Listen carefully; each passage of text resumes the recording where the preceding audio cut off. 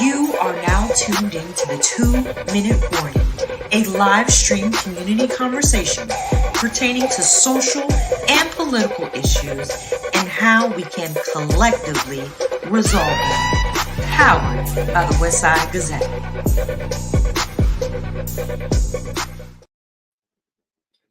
Good evening and welcome to the 2-Minute Warning. My name is David Wright and I'll be sitting in for our host, Mr. Busby. And we welcome you to the 2-Minute Warning. This show is produced, powered by the Westside Gazette, the oldest, boldest, blackest family-owned newspaper in Broward County. And next to me is my dear brother, the publisher of the Westside Gazette, Brother Bobby Henry. How's it going, sir? I'm terrific and getting better. And let me say this to all of our viewers. Please like us, share us, and just make us every Thursday evening make us a part of your every Thursday evening, beginning at 8 o'clock. Absolutely. Is that all right? That is awesome. Yeah. Okay. But you're feeling terrific and getting better? Yes, sir. All right, absolutely. And I'm totally outstanding. And I got to tell you, but Brother Perry has dropped the bomb on me today. They're traveling, but we want to wish them traveling grace and traveling mercies while he and Nancy are out there. And can't wait till you get back, brother. Absolutely. Be safe, Perry. Be safe. Yes. Yeah. So a lot going on, man. Yeah. We can't start this show without saluting our mothers. Oh, absolutely. Sunday is Mother's Day. Mm-hmm. Brothers, y'all know what that means. If I can give you a rendition of The Intruders. I always love my mama.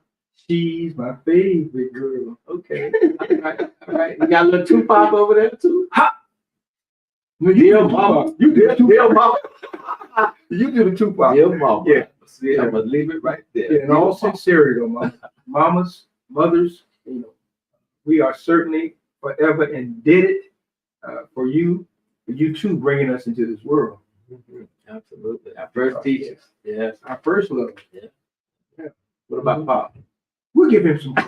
So the intruders say, well, we ain't talking about Pop. Pop was hanging. Yes. Yeah. And also this month, this is Haitian Heritage Month. Right on. And yes, and we do want to celebrate that. And Flag Day being the 18th? It's the 18th. And we are anxious now. There've been several events throughout the county.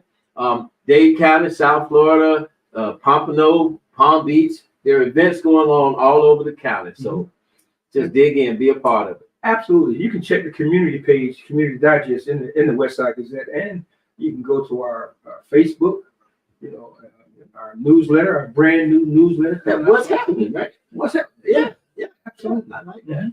Mm-hmm. So we got that going. Man, this weather, man, I don't know about you. I don't like to talk about the weather but, when it's good, but when it's hot. Oh, man. Did it hit the 3 digits today? I know they were talking about it. It felt like it. Yeah, it felt like it. It felt like it. But I think it was somewhere around 95. And what we're starting to see now in parts of the U.S. That are not prone for tornadoes, we're starting to see tornadoes in areas all throughout Oklahoma, Alabama, Tennessee, Michigan, even Michigan. And they say these storms are becoming more devastating and they're moving further east, no longer part of that tornado alley that they've totally been prone to, but now moving east and northeast. Yeah. And for those who don't believe in, what's that, climate change, yeah. Well, you better go back and take a look or really pay attention to what's happening. I guess what scares me is the bleaching of the coral. And anytime you start messing with that ocean, waters period, it's kind of freaky what happens. So, yeah, the swordfish are coming up sick and they don't know why.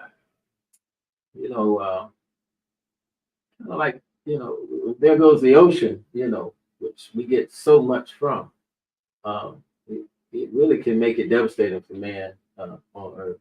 So we got to be more conscious of what can we do, what can I do to help in this climate change. Yeah. Be mindful. Wow. Right. Matter of fact, that just leads us to a show. We've been talking about bringing some of our past guests on to help us understand a little more about what's happening and what we can do. So I look forward to that later on in the year. Okay, what we got? What's happening over there? Well, we got a few things, as always. This is Broward County, so our school board is striving to try to implement some type of adjustments, I want to say, with our schools and work on this under enrollment. And they're getting a little pushback. So that's going to be interesting. I think our school board is going to have to come up with a vote sometime next month as to what they want to implement. Now, from my understanding, it won't go into effect for another year, but we'll have to see. They're continuing these town hall meetings, and we hope that we can. Well, let's see if we can get our brother Dr. Howard Hepburn to come on the show and have a conversation with us real soon. Real soon. Yeah. I know he has a hectic schedule, but let's shoot for that. Yeah, absolutely. Absolutely. I do have the privilege of sitting down with him next week, Wednesday. So I'm listening to him so we can get on the schedule. That'd be great. Okay. So we got a power-packed show tonight. Oh, man. The different faces of mental health and its disorders. But before we dive into that now, our outstanding guests, we want to go ahead and bring on our sports analyst. This part of the show to me is brought in a different spin. It's given the sports enthusiasts something to look forward to with our own coach, Mr. Sylvester Newton Robinson. So without any further ado, we'd like to bring on our sports analyst, Coach Robinson. Are you there, Coach? I'm here. If you can hear me, I certainly am. How's everybody? Terrific and getting better, Coach. Awesome. You got some outstanding guests on tonight too. You know that you got some outstanding Omega men. Yes, sir. Oh boy. Yes, sir. But I wanted to talk about the Kentucky Derby. As a sports fan, I mean, I love football, basketball, and baseball, but I also have an interest in other sports like soccer and tennis and golf. Well, this past Saturday, we had the Kentucky Derby. And what piqued my interest in the Kentucky Derby was when I found out that we had a black trainer from the Bahamas named Jimmy Demerit, who actually had a horse in the race named West Saratoga. Now, that horse was purchased by the owner for $11,000. When you compare that to the Sierra Leone, who was the second place winner, his price tag was like $2.3 million. Big difference, right? Big difference. But Brother Demerit said that we don't buy cheap horses. We just buy horses cheap. So he was, when the race began, he actually, I thought he had a chance to win. He was in pretty good position. It's hard to miss him because he was a gray coat, and the jockey had on kind of yellow or gold, and he was actually in pretty good position. But what happened was some larger horses kind of pushed him to the side, and he ended up getting in a pretty precarious situation. There were a couple of omens that were pretty much in his favor in the beginning before the race started. He was assigned barn 42, the same as Seattle Slew. If you remember Seattle Slew, Right. that was the horse that won the Triple Crown in 1977. And the other omen was that his sire, West Saratoga's sire, was Exaggerator, who in 2016 got second place in the sixth place rather than the Derby, and eventually won the Preakness. So that was pretty exciting. Even though he didn't place, it was still a noteworthy affair and event for us as Black people, knowing that we dominated that the horse racing industry in the late 19th centuries, like 1875 to 1891. So we have a lot to be proud of in that respect. Now I want to go on to the basketball situation involving the Lakers and Darvin Ham, who was recently fired as the coach of the Lakers. I thought it was unfair. I thought the players didn't take ownership. I thought they played hard against the Nuggets, the defending champions. of the NBA, and they played them close. As a matter of fact, in the games, they were leading throughout the first half and had chances to win each game. But for some reason, even in spite of Darvin Ham's record, he had them in the Western Conference Finals last year. They won that in tournament this year, which was really a good thing for the NBA because it brought some interest. And he ended up with a record of 90 wins and 74 losses. So you would think that after 2 years, they would continue with him as the head coach. I can only surmise that the top players, especially LeBron, though they won't admit it, and Anthony Davis did not give their approval. So he was let go. And just today, Frank Vogel of the Phoenix Suns was also let go. So the players really have a lot to do with what's going on in the NBA. The fact is that they're paid a lot of money, and what happens though is that they also play a lot of games for that money. 82 games to me is a lot for one season, and so at the end of the year when they really have to play hard to win the championship, for example, what's happening with the New York Knicks now, we have a lot of injuries. And so there's a balance there that really needs to take place.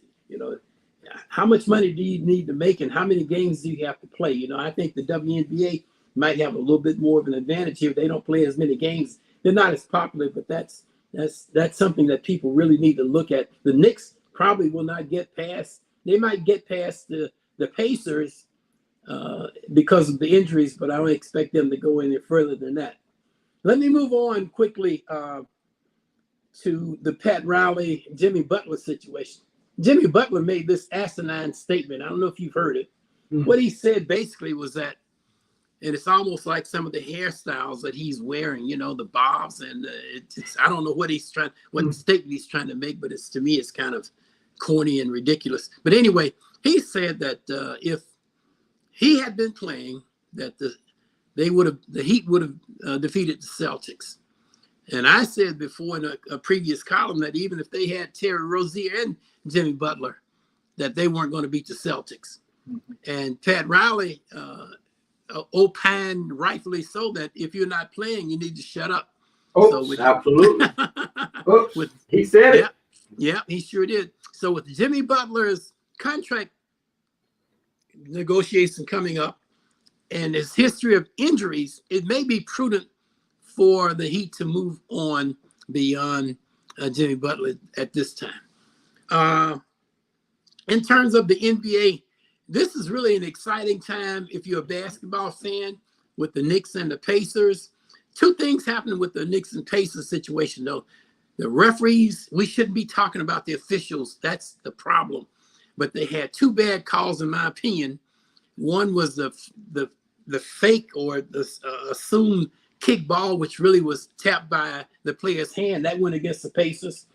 And also the pick, which they call a foul. And if you look back at 25 other plays, same play, they don't call it. So the referees have to be consistent. Let the players win the game, not the officials. We shouldn't be talking about the officials.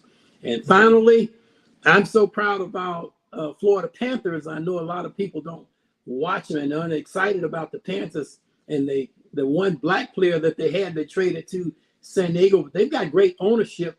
And after losing the first game 5-1, they came back and annihilated the Boston Bruins in the second game at home 6-1. So I'm looking forward to that, to the rest of that tournament. And I hope that everybody gets excited about it. The Marlins are the worst team in baseball. I can understand why Derek Jeter and Kim Ng left. So they've got to do something about that situation too. There's much more, but this is more important what you're going to be talking about tonight. I'm going to stay and listen to my brothers. Y'all have a great night. God bless you all. Hey, Coach, before you go, you didn't say anything about the NBA, the West Conference, man. That's where the ballers are. You're exactly right. Who would have thought that Minnesota would have gone to Denver and dominated convincingly the second game, but won both games on the road? So there's a lot to be said about this team and their makeup and how they play defense. more importantly, the second coming of Michael Jordan. As you all know, we mentioned that last week with Anthony Ant-Man Edwards. He is an outstanding, phenomenal athlete. But they've got a cohesive, well-organized team, despite the coach's knee problem.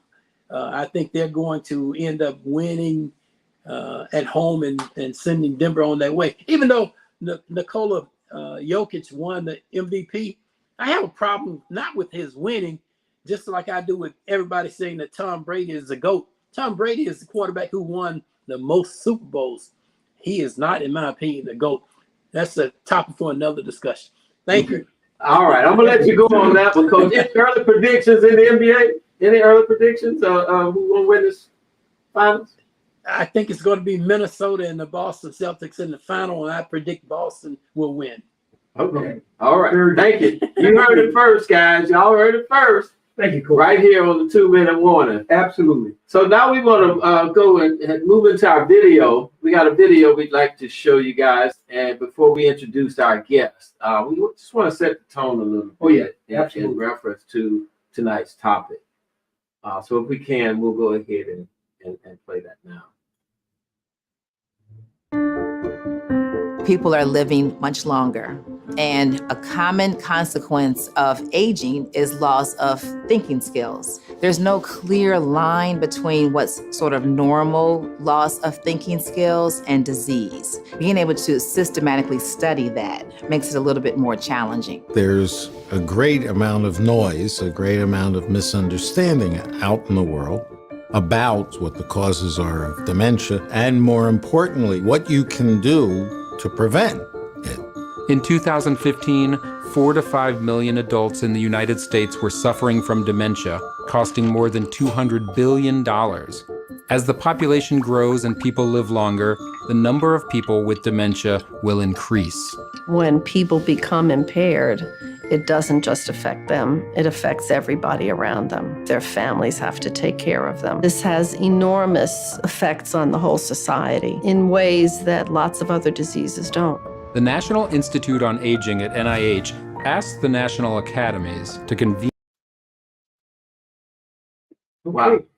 So here we go. Let's get into it. Yeah, you gonna lead us off? Yeah, I'll do it.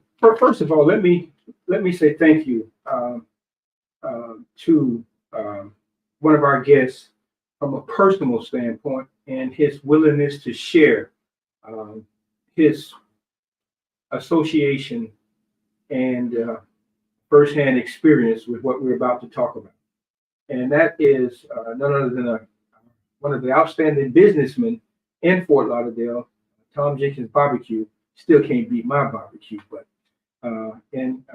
a great member of the greatest fraternity in all the world, Omega Psi Phi Fraternity Incorporated. FAMU, staunch believer in God, and a caregiver and a father and a businessman. If we can, let's bring on Harrell. Thank you, bro. You mute. We can't hear you, Harrell. There you go. Still muted. You're still muted. Still not.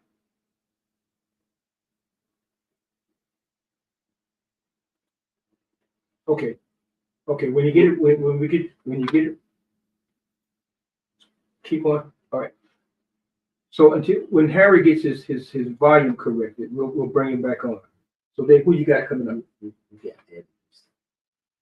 Dr. Moise. Okay. Then what I'll do, I'll bring on our next guest. Our next guest is no stranger to rendering help and assistance to individuals. He's a pastor. He's also a doctor. He has an organization that deals with helping people.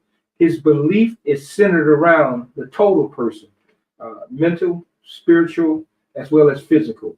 So if we can bring on our next guest, Minister Eddie Moise from Bethel A&M out of Pompano Beach, Florida. Good evening, Dr. Moise. Good evening, Bobby Henry. How you doing? We are terrific and getting better. Just great to have you on the show. If you can spend 30 seconds giving us a little bit more about you while we ready our next guest, we'll do that. Uh, I'm just a humble servant and just happy to be here. But primarily, my main emphasis and focus is looking at spirituality and mental health, and looking at the interconnectedness of both, and how that could be a blessing to help liberate the minds and hearts of those who are challenged with these. A lot of times in our communities, we look at mental health as a stigma, as something we really do not need, and it's something we fail to realize we need all the more. Thank you. Outstanding, outstanding. Now, our next guest is also no stranger to the 2-minute warning, attorney Sandra Cherfrere. Now, she's been on the show a numerous of times. She's an attorney and just a big advocate for justice. I'm going to allow Sandra to kind of share a little more about her as we bring her on so that she can tell you more about how she's advocating on this topic for tonight. Attorney Cherfrere, how are you? Hi, good evening, everybody. How are you all doing today? Doing well. Mm-hmm. Glad to be And if back. you can you just kind of give us 30 seconds, a little bit about you? So I think, yeah, this is a very important topic. And on my end, I'm thinking about it from a more of a legal perspective. We need to first acknowledge it, that it exists, and then we also have to prepare for it, right? So when you're diagnosed young, older, at whatever age, there are certain provisions that you need to make for yourself and for your life that people need to do. When we talk about making healthcare decisions, we need to do that. And I was in the criminal justice space for like a really long time. There are times where, we have to advocate for folks that have those mental illnesses, and how there needs to be training on how law enforcement and all different types of folks deal with it.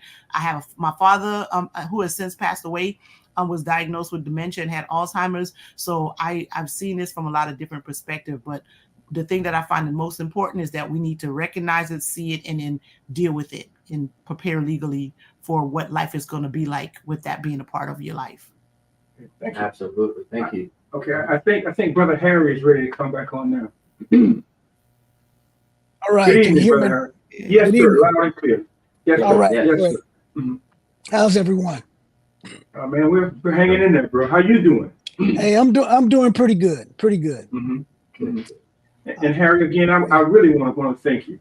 Now, we found a little bit about dementia, and so we didn't know if you would be able to come on the show, because we do understand that sometimes sundown, and as it gets close to the evening, things happen. So first of all, we just want to say thank you, and if you can just give us a little bit, we'll get on into it. Good evening once again, and thanks for having me. I would just like to say it was a surprise to me. I've been dealing with it now for 10 years with my wife. And really, it was more of a recognizing it, kind of a awakening for me, because she was 43 years old when she got diagnosed. And it was something that was like completely out of the blue. When the doctor finally said it was dementia, I was like, what do you mean? She's only 43 years old? Because typically we think that that's something associated with somebody that's more elderly. And as I did research and educated myself more about it, I found out that, dementia, Alzheimer's, they're just like all the different cancers. There's percentages like this and a percentage like that. And what she actually has is called frontal temporal dementia, which it affects people from 43 to 65. It's been diagnosed since the 1800s, and it's 10% of all dementia patients. And so, just to kind of give a quick background, my wife had been a kindergarten teacher for 28 years. And so she had started staying later and later at work. I mean, kindergarten gets out at 2, they stay to 3. Usually she's home 3:30. It became 4:30, 5:30, 6:30, till she was leaving with the janitors and getting home 10 o'clock at night. And I'm like, what's going on? And she kept saying, it's all this extra work. They're changing everything for what we used to do and all this. And so I really, other than that, didn't recognize anything because I didn't see her at school. But really what triggered her to finally go to a neurologist was that she had her first bad evaluation in 28 years. And it was all about no control of the classroom, no organization. She was all over the place. And she was so distraught from that. We finally went to a neurologist, and she literally checked every box for the disease. And if I could just share one thing they did, there's a question they asked them where they say, I want you to draw a clock and make it 3 o'clock. Okay? Something simple for all of us, right? She draws the clock, hands it to him, and I swear it's completely reversed, like it was in a mirror.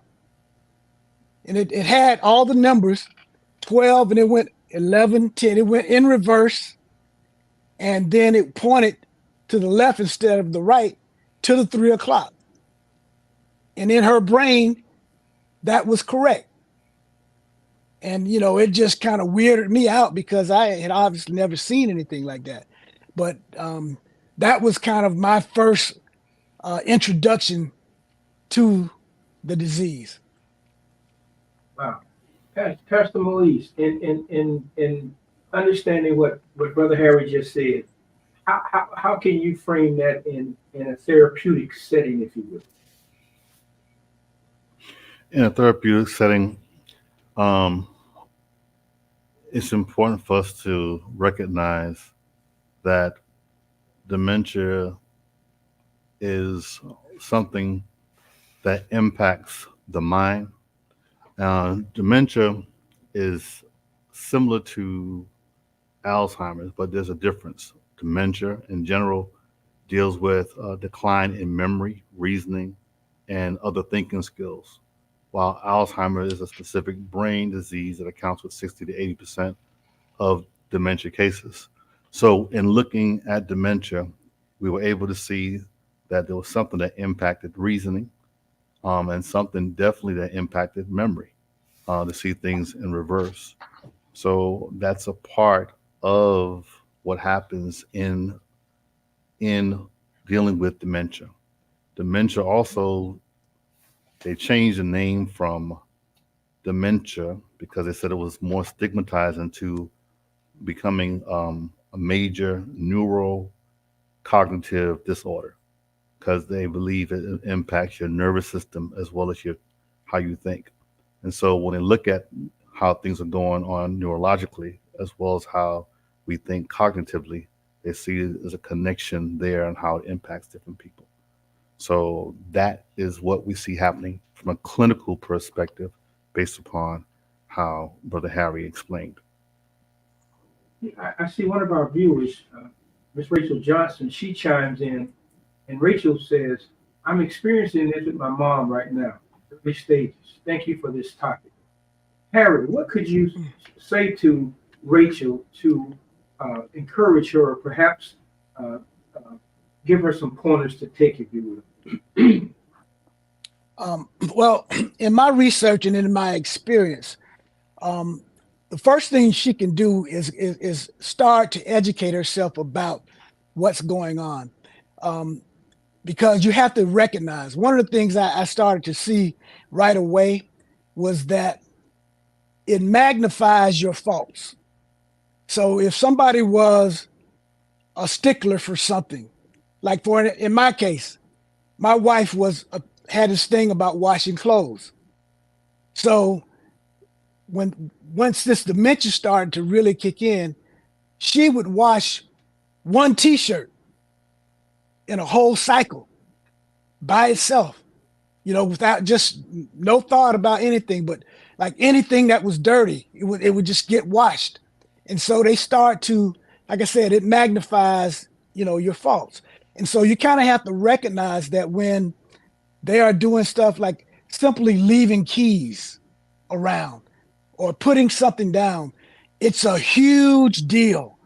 And when there's like nobody there but you and them, they think it's you, and it's always you that take the blunt of it. And so you have to recognize that they really can't help what they're doing.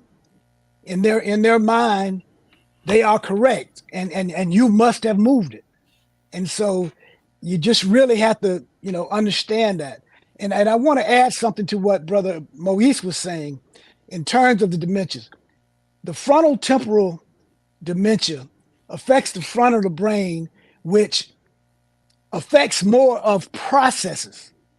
So initially, it's not memory so much. In her case, it's things we take for granted: push, pull, open, close, up, down, left, right. They really get completely disoriented in terms of trying to go places they've always gone. If they, like my wife used to go to her mother's house all the time. If she would run into any kind of detour, she would be completely lost. And which is the next major thing you have to do once they get diagnosed with this, is you have to take their car keys. And it's really a difficult thing. And I think the lawyer probably can tell you the legal repercussions of that. But it's really no different if I came to either one of you right now and said, "Hey, give me your car keys, you can't drive anymore." In their mind, they have no idea what you're talking about. And you, all of you know, just like me, that's like taking your independence away. And it's really a difficult thing. But once again, education is the key. I've gone to that aging website on several occasions, and they have a whole lot of literature about the kind of things you can expect. And they have a lot of videos about what other people are dealing with so that you can, kind of relate. And I've also gone to classes that have been held at North Broward Hospital that talk specifically about the dementia and the Alzheimer's. And Brother Harrell, that's where I wanted to go next. Before we go to our attorney, what type of support and the family support along with the education are you getting, or would you recommend? Well, one of the things that works for me, and I don't know the kind of person the lady that chimed in is, but for me, it was important for me to be transparent with all of my family and my friends. So, because I was not going to just stop bringing my wife around. So I spelled it out in a long email to all of my family members and let them know what the deal is, gave them some links of where they could read more information about it. But I wanted to let them know, because one of the things that happens is they can come around and you can say hello, and they'll walk right by you as if you didn't say anything. And so I didn't want anybody to think that she was being, or anything like that. But it's just that their reaction is very much slow. I mean, we've gone to comedy shows where somebody's telling a joke, other people are laughing, and then she's looking around, and then 5 minutes later, she's laughing at something that happened 5 minutes before that. So the whole process is a whole lot slower and that kind of thing. So I think just, in terms of when you have other people around you and they know what you're dealing with, that's when your family members, they kick in. My sisters, whenever we're together, they kick in. They know what you're dealing with. And so it takes some of the pressure off of you. And you don't have to feel any kind of way when you're around. You can still be your normal self because everybody knows what you're dealing with. Okay, Attorney Cherfrere, what are some of the legal parameters or legal preparations that one should consider? So that part gets all right. So the last name is Cherfrere, and that's why I just let people call me Sandra, because it's just a tricky name. Okay, Sandra, I got it. Okay. I know it's a tricky one to say. And then when they call me Miss Cherfrere, I'm like, no, that's my mama. So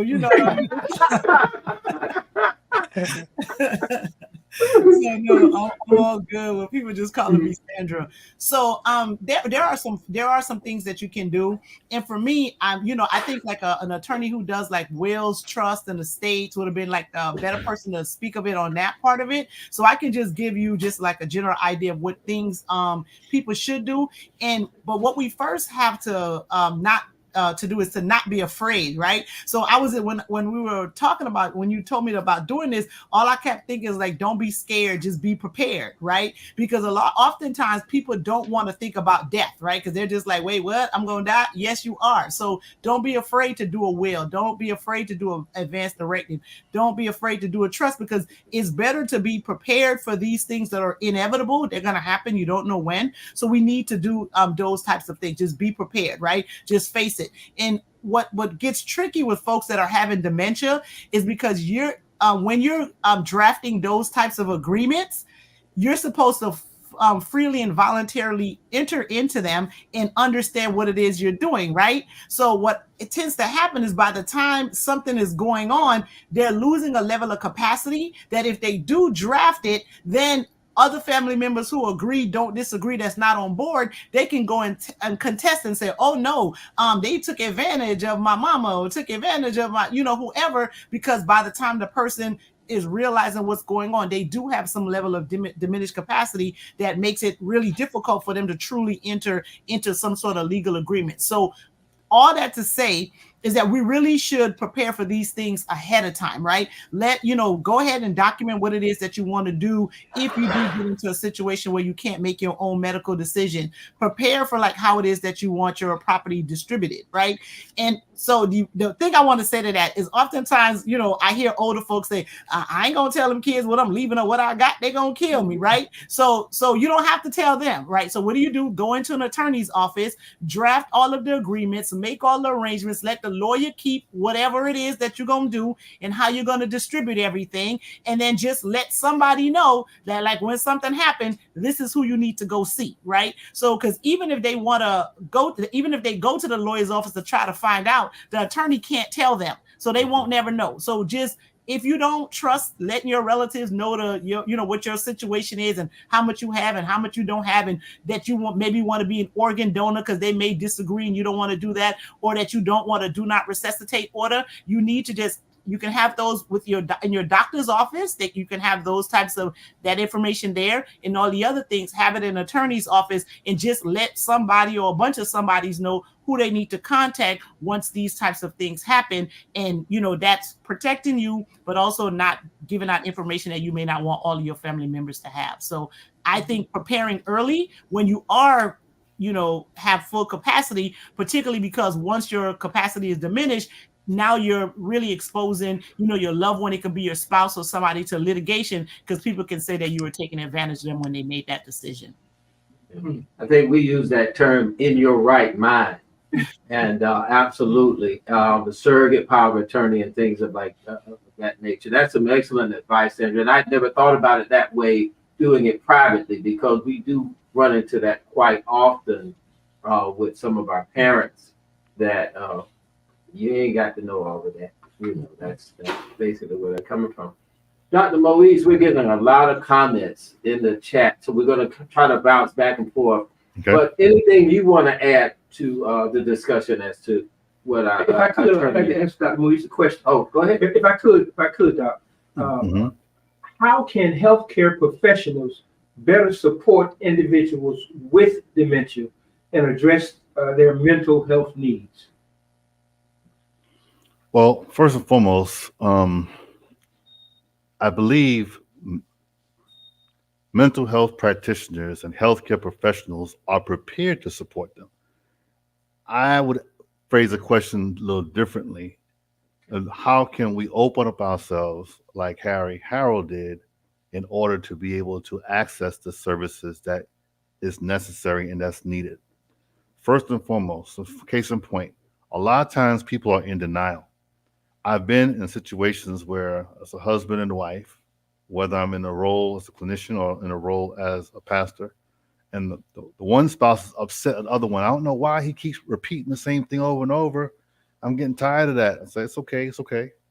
So we've got to be able to understand and acknowledge the capabilities as well as the limitations of our loved one and what they're capable of doing and not.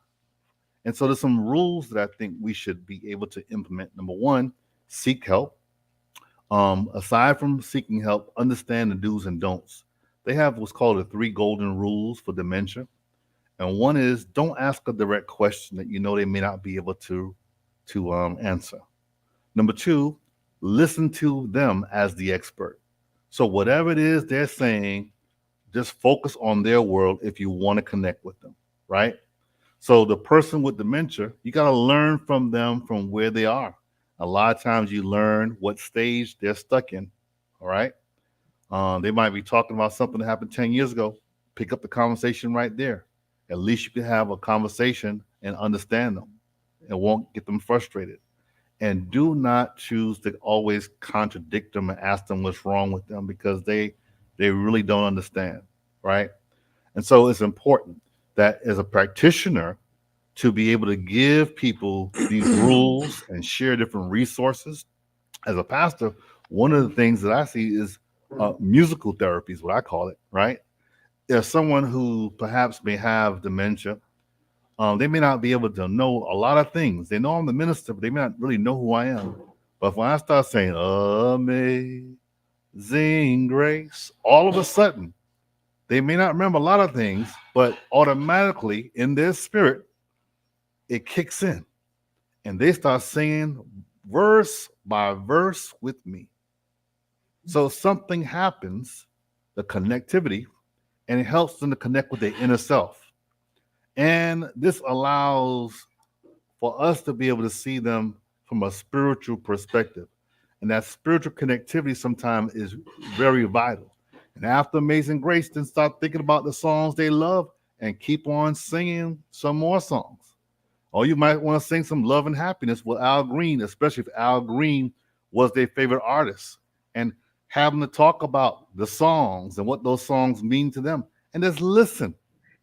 And you'll be amazed at how that might open up and be able to give them somewhat of a connection. So as a practitioner, I believe it's your job to help the family to be able to find different methods they can use to connect with their loved one from where their loved one is at, and to be able to do their best to be able to accept them for where they are. But always remember, it's best to allow them to show you where they are and just have a conversation around what they remember. And I think that's important as a practitioner, to be able to educate the family and flood them with resources. Like I got a lot of resources that I'll share at the end that I looked up, that might be a blessing or helpful to some people. But that's it. I mean, keep on educating yourself, look at cutting edge practices, things you could do at home, so you can do all you can to allow the time to be as peaceful as it possibly can in a new uncomfortable life. Because we have to recognize the person that we know is alive, but in essence, it's like they spiritually are no longer alive because they may not recognize you. All right. And so when they don't recognize you or recognize someone they know on their life, it's like they're living, but they're no longer really are living because there's a disconnect between the relationship that you had. So you begin to grieve while they're even alive. And so sometimes there's so many different dynamics that are going on. It's important for a practitioner to be able to help the family, help the caretakers work through. Harrell has a strong support system. And so it's important to build that support system so you're not carrying that burden by yourself as a caretaker. So that's how I would phrase it, because it's really about people opening up to go to the practitioner to get what they want. Because the practitioner not coming knocking on your door. So you got to But Doc, in that reference, in that same frame, what are your thoughts on early diagnosis? The video showed these numbers are continuously going up. More and more people are being diagnosed. Should medically we be just like with prostate and colonoscopy? Should we requiring people to get tested earlier, or is there exams that can be done in the early phases of our lives? I think it's important for us to definitely get the exams if we see signs or something that warrants a concern. I also think it's important for us to get exams early if we know that someone within our bloodline has it, for our parents, right? So I think whenever we see, like for example, prostate cancer is an issue, and my lineage, so I make sure I get checked all the time, right? And so if you know it's in your lineage, you definitely want to get a check, but pay attention to the different signs and things that are transpiring so you are able to understand what's going on. Express all of the concerns that your family sees with your doctor.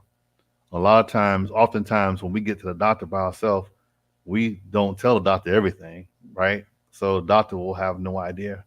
But if someone says you need to get checked because you're forgetting everything, you missed the exit like 4 times coming home. The last 4 times we drove, I'm very concerned about you, right? So Harrell was charting everything. He's noticing what was going on. He paid close attention, and then from there he went to the doctor, to be able to address that with his wife. So you got to pay attention to what's going on and know it's never too early, because majority, I believe, the onset is later in the 60s, but we learned that sometimes it could be as early as in the 40s. So that's what I would recommend. And Project, as we begin to answer this question, could you put like one of those? And there was one of the viewers asked the question: can dementia be reversed? To my knowledge, I have never ever heard that it can be reversed, right? But I heard that if you become stabilized at a certain level for quite some time. Now, I do believe as a pastor and a believer with God, all things are possible. But I do not want to spiritualize this. All right, and I want to say this is important. Prayer is great, and I'm a firm believer in prayer. But when you're dealing with mental health of any kind, I believe that God has blessed us to have mental health practitioners, people who are called to help, whether they're mental health counselors, chaplains, whatever capacity it is. I believe that we ought to be able to take advantage of it and know how to deal with it. Because there might be sometimes when you go to see somebody, right, pastor and all, it doesn't really matter who you are, and they might be in a bad mood and they might curse you out, right? And so it's not the individual that's cursing you out, but it's where they are in their stage of illness and they have no clue as to who you are. So prayer is good, but we must realize that God created mental health practitioners. And the reality is we need to access mental health practitioners. Like the reality is, my sister said, the attorney, we have to access legal services, make sure things are in order. And so I'm a firm believer in prayer and scripture. But sometimes, or I should say, and sometimes it takes a whole lot more than that. And so I don't want us to think, oh, a little prayer will fix it. And just because someone has a certain illness, you got to take time to be able to educate yourself, have a better understanding. The better equipped you are, the better off they are. Okay. Can I add to that? Sure, you can. Yeah. One of the things that Moise said, I've done a lot of research on this. Like I said, I've been dealing with this now for 10 years. And dementia, Alzheimer's, they're all progressive diseases. And there is no cure known at this point. And as far as medications, there's 2 primary medications that they give. One is called Aricept, the other is called Namenda. And neither one of them is a cure. They're really closer to tranquilizers, where they're just trying to calm a person down. And so when you give them those medicines, it's just to kind of keep them even keel. But they My wife has had it where she's gone a month without taking it, and there's no difference. So, and so I wanted to just say that.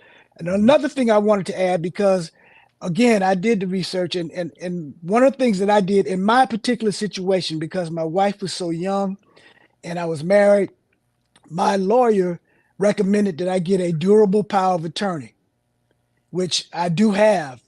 And because when you're married, when it's coming to bank accounts, property, business, selling anything, and they need to sign things, it becomes an issue when when their mental state is not right.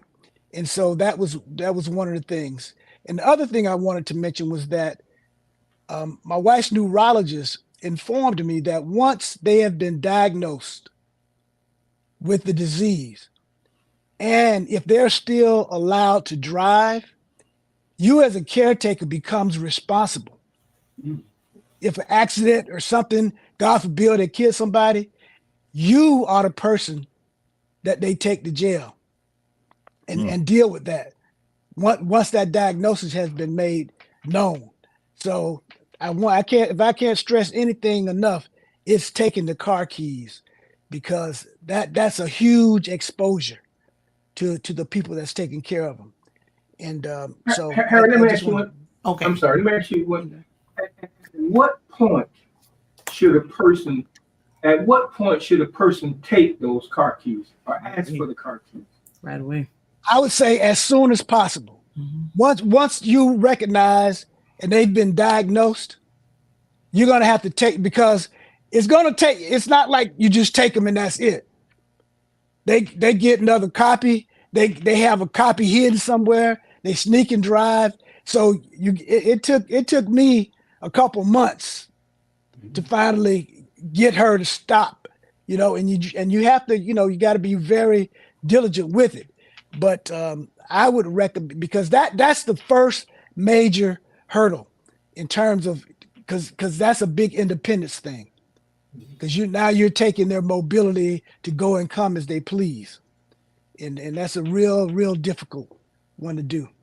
Right. And I appreciate, I appreciate all what he's saying, because my father passed away like 10 years ago. So his diagnosis was like about 15, maybe 20 years before that. And I know when we were talking about it, because it was told to me as it was a wasting disease, right? So really he took that medication, Amenda, too, and they're just like, it's just gonna get worse and worse and worse, and you just do to try to slow it down a little bit. And one of the things that I want to tell people about is that you can't prevent it. Once you get it, it's there. However, there are some things that you need to do. Like, we really need to pay a lot of attention to our nutrition, because there are a lot of, because some of those things that contribute to, maybe getting diagnosed or it being exaggerated is like environmental factors, right? Things that we're consuming, what we're eating, what, the air that we have, like stuff that we have in our home. So we also need to be, real conscious of what it is that we're consuming and the types of environments that we're in, because it is a factor. Of course, I don't think they're going to want to say that, because nobody wants the liability of saying because they have red dye number 5 in your food that is making you sick. So they're going to continue to tell you that that's not the case, but it is definitely something that we need to factor in and pay attention to what it is that we're consuming, because some of that is a bit of a contributor to that's what's happening. And there's another part of the conversation that I want to talk about, because so my parents are Haitian, right? So there's like this whole cultural thing to even accepting that something's going on. But I also had parents that didn't have my dad didn't have a lot of education. So some of the things that you can talk through someone with, or like when they start forgetting, you can put up signs, and they was like, well, put up a sign and say it's a light so they can read and see what it is to help with the memory. Those weren't options for us, right? Those weren't options for us, because he couldn't do it. And it got to the point where it was very difficult for my mom. So I'm very respectful of Mr. Harrell and him being, continue to take care of his wife. However, sometimes it does get to the point where we have to make, people have to make really tough decisions about will they be able to continue to care for that individual. So it got to the point where, and this is where the legal part comes in, is that my father would get lost. Like he would start walking, because we been took the keys from him, but he would just start walking and just be gone. And then we can't find him for 2 days, right? And then it got to the point where they were like, the last time he got lost, they told my mother if he gets lost one more time, because he was over the age of 65, they were going to charge her with elderly abuse and she was going to go to jail. And my mother was like, I ain't going to jail for that man. And so she put him in, he went to the hospital, and when he was released, she had him released into a facility.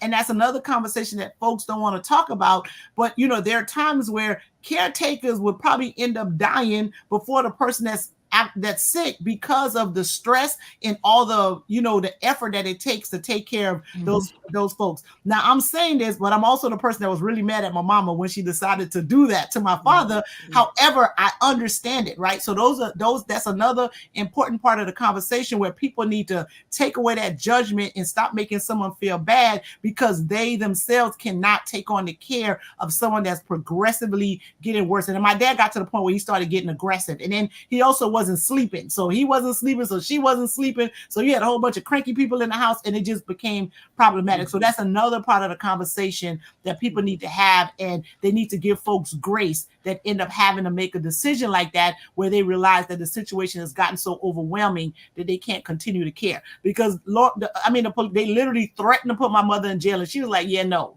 this isn't happening. And she had to make that decision.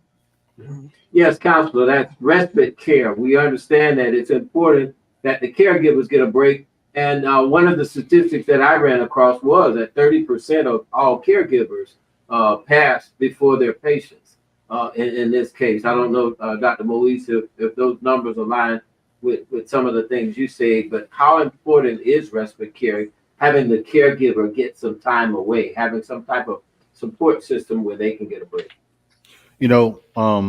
I always like to use the airplane analogy. If you ever get on the airplane, one of the first things they tell you in the event of an emergency, make sure you put the oxygen mask on yourself before you help anyone else. And often in life, we think we should be taking care of everyone else first. But the reality is we have to learn to take better care of ourselves. Because when we take better care of ourselves, what happens is we can give them 100% of us. But when we put them first and everybody else, we pretty much are giving them less, and we are deteriorating. And so, yes, a lot of times it's important to make sure you take care of yourself. Keep the same schedule that you've had. Continue to practice the same hobbies and interests that you've always had. Take advantage of support groups. Make sure you build that support group of persons who come to the house and provide you relief so you can get a break.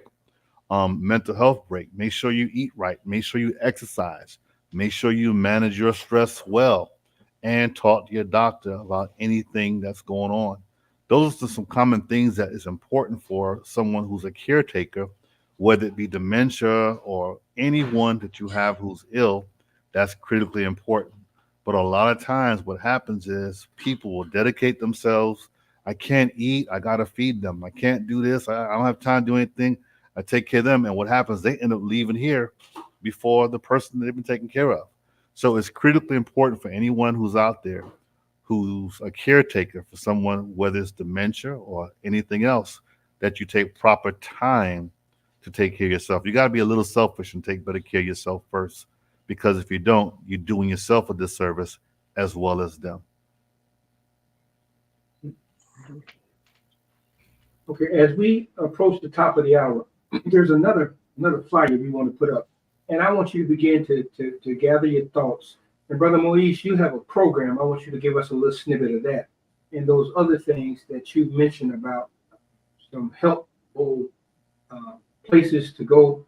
And Sandra, if a person can't afford to see an attorney, what other recourses can they take? Who can they see? Who can they turn to? Okay, so there, believe it or not, legal services do these things, right? So people always think that they have to go get private counsel and pay for that, but almost every legal service agency has the ability to assist you with a will or an advance directive or living trust or something like that. So that's actually a service that you can get for free. But the true, being part of the community, the true problem is that folks don't want to do it. They're just like, if I go putting it, they really, it's whatever the stigma is, whatever the reason is, they don't want to do the will. That's usually the big hindrance. In terms of finding someone to do it, that's there. Legal service does it. There are a lot of attorneys that'll do it for free. You can go to the floridabar.org website and they have the forms that you can use, because people don't, you can actually write your will on a sheet of paper or a paper napkin or toilet paper and put it somewhere, and it's usable in court. You just have to write down what it is you want. If a person is dying and they write it down in the sand, give everything to my mama, that is, they would accept that in the court. So you can write it down on anything. The struggle usually is getting folks to memorialize what it is that they want. So what do? All the legal services agencies can assist you with the will for free or no cost. There are attorneys who will do that for you just because they realize how important it is. You can go on like Florida Courts is a website where you can find the forms for free. Any of the circuit websites, like Broward County's website, which is a 17th Judicial Circuit, Miami-Dade, Palm Beach, they all have them. They have them self-help forms. You can get a self-help form and fill it out that way. So in terms of like needing money and resources, for in this particular instance, it is something that is real easily accessible, and you can get it to almost no to very low cost.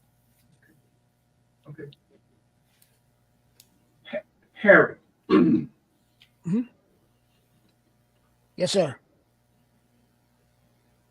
I was, if there is, I know it's probably more than one, but if there is one thing that you could offer to bring some sense of self-worth to a person who's a caregiver to their loved ones, what would that be? I think you have to recognize kind of what Eddie Moise said earlier, that that person is still a person, that it's not their fault that they have this. And so a big key for me is education, because when you know, then it makes it easy to deal with what you know. So, you know, just understanding that the person can't help what they're doing. You know, that it's not intentional. Even the lashing out, it's not intentional. I mean, just to kind of give an example, me and my wife could be the only ones in the house, and I could be right next to her and it's yelling. And I have to just say, hey, you don't have to yell. I'm right here. I can hear you. But it's something that, you know, it just comes out that way and they can't help it. So I think just understanding that part of it. And at least that's, you know, that's what works for me. And I wanted to make one other comment about the history of your family. Just because you guys had mentioned it earlier, just like prostate and other diseases that you have in your family. Once again, I didn't do this until I started researching. And then when I started looking into my wife's family, there was a whole lot of mental illness. And that was things, you know, you just kind of overlooked it because just like in our community, they always, you know, our grandma's just talking out her head, or this person is senile. Where there, you know, there's things like bipolar. That's a mental illness. And there were several people in my wife's family that were bipolar. And so, you know, when you start to connect all the dots, then you start to understand that, you know, this is something that's been in them, just like the doctor said, you know, once it's in the chromosomes, there's really nothing you could do about it. If it's there, it's there. And so if I can offer anything, is really to educate yourself. That makes a huge difference, and recognize that there is a problem. There's a question that comes from one of our viewers, and we do apologize, TLG. I know there are questions coming on YouTube that we can't see, but your question that you asked, how can we deal with the hurt of having a loved one who is in this condition? Wow. It's kind of like what I told my daughter. Make sure you marry somebody that love you, because it's for better or for worse. And that's what I'm dealing with. And so, you have to recognize that you're not so special that something can't happen to you. Good things happen. Bad things happen to good people all the time. And so it's not about what happens to you. It's about how you react to it. And so it's all about, get your attitude right and just deal with it and realize that things could always be worse. Yes, sir. Now, in closing, Dr. Moise, do you want to add anything to that? well, I'm definitely inspired by what Harry shared with us, because he's living it. And this is one thing for someone to say what you should do, but to hear that testimony, we call it theodicy, why do bad things happen to good people. But to hear his testimony and say, we live with it, we deal with it, and we move on. I'll share a few things. One is, as we think about it, I said earlier, prayer, we don't want to spiritualize it only. But the scripture that comes to mind that I want to leave with everybody is Romans 8:38.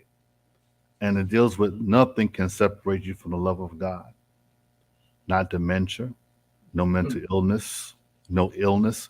Everybody says life and death, but whatever we go through, there's nothing that can separate us or our loved ones from the love of God. And so wherever we are, and whatever stage we are in, realize we're not out of God's reach. And all I can do is encourage everyone to continue to hold on to God's unchanging hand and to hold on to his love. A few things I want to share, just resources. I want to encourage you to visit the National Institute of Aging site, and you'll find different resources available. I Care. It's an online info and training for those who have families who are dealing with Alzheimer's or dementia. AARP, Caregiver Life Balance, caring and ambiguous loss. The Family Caregiver Alliance. There's 800 numbers there for that. Elder Care Location, the National Alliance for Caregiving. So those are just some resources that you find there. And then Dr. Gary Chapman, he writes a book called The 5 Love Languages, and I was intrigued to see that he had wrote a book as it deals with dementia. He co-authored this book with Deborah Barr, and it says, the title of it is Grace for the Unexpected Journey. I think it'll probably be a blessing to you because I love his writing. And then he has a 60-day devotional for Alzheimer's and other dementia caregivers as well. So look it up, Deborah Barr and Gary Chapman. And so for what it's worth, I hope and pray that something that was said tonight was a blessing to someone's life. And I also want to share with the resource that Bobby Henry asked me to talk about. I could share it another time. All right? Okay. Yeah. Thank you, Pastor. Yeah. Okay, Attorney Sandra. Thank you all for like sharing. Much respect to Mr. Harrell and what it is that he's doing, and he's absolutely right. Make sure you marry somebody that loves you, because I get to see it. I get to see it, and I'm telling you, that's such an important thing. You just won't even believe. And thank you, Dr. Moise, for all of your words. And like I said earlier, don't be scared. Be prepared. Like, these are things that can happen and you don't know when, and you don't want to have your family in a situation where they're litigating and arguing with other family members because you weren't clear about what it is that you want to do. So go contact legal services, go online, you'll find like some version of a will. Let people know what it is that you want. If you don't want them to use like do not resuscitate orders, if you don't want doctors to have life support and all kind of machines, these are all things that you want to deal with ahead of time, right? You want to have like some long-term care planning. So those are important. There was a comment in the chat about basically suggesting about the disparity in healthcare.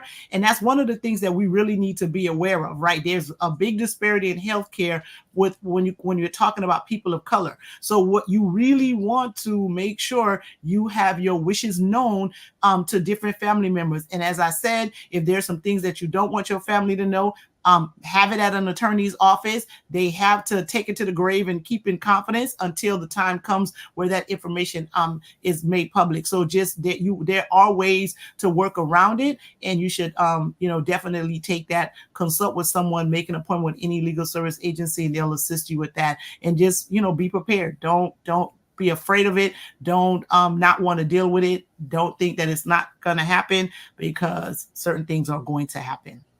May I say one more thing, please? Yes, normally preachers say I'm closing, and they close and come back and close again. but this I want to leave you with this.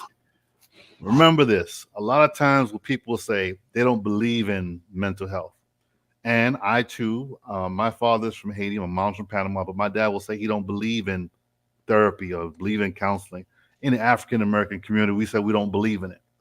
It's nothing to believe in. I want to say this. If you break your leg and put a Band-Aid on it, it's not going to heal. You got to put on a cast. And after the cast, you may have to go to therapy. And you got to exercise to strengthen that leg to get it as strong as the other one. The last time I checked, your head is attached to your body. And so it's above your neck and it's overloaded with stress and things of that nature. It is healthy for you to talk to a mental health professional so you can have some type of sanity. Every counselor should have a counselor. I practice that. I can't have people come and talk to me about their problems, and after they finish, okay, now let me tell you mine, right? So you got to be able to make sure that you value and that value mental health and services, and realize there's nothing wrong with you. Even people who have to take medication, there's nothing wrong with you. It's your reality. Live with it, and you can live a comfortable life. So please take some time for your mental health. If you come overloaded, it's important. I'm very concerned about people. Suicide is on the rise. Depression is on the rise. And if you feel like you're by yourself and no one understands you, that's all the more reason for you to take advantage of mental health services like yesterday. All right. Thank you. Okay. Before we close out, there was a comment that came from Ms. Meredith McCleary. If we can pull that up. And it's encouragement for you, Harry. Meredith McCleary. Slow down. Okay, there it is right there. Come on down. Right there. And that's for you, Harry. I congratulate Harry. His treatment and handling the church is awesome. Shows respect and handle her with dignity and love. One cannot tell what the problem is. Peace and love, brother. So that's encouragement. And as we close this show out, I want us to understand that mental health is the cornerstone of a balanced life, intertwining with our emotions and experiences. Recognizing its importance is the key to well-being. True mental wellness goes beyond absence of illness, encompassing emotional, psychological, and social balance. And there was a great author that wrote, Maxima Legris is her name. And she says, the more you care about your mental health, the more you realize how unnecessary and superficial other things are. Take care of yourself. Thank you all for coming on this show and sharing your life experiences, your knowledge of how we may address a legal issue, and from the spiritual and mental aspect of what it means to live collectively. We thank each and every one of you, and thank you to all our viewers. God bless, and have a great evening and a wonderful life.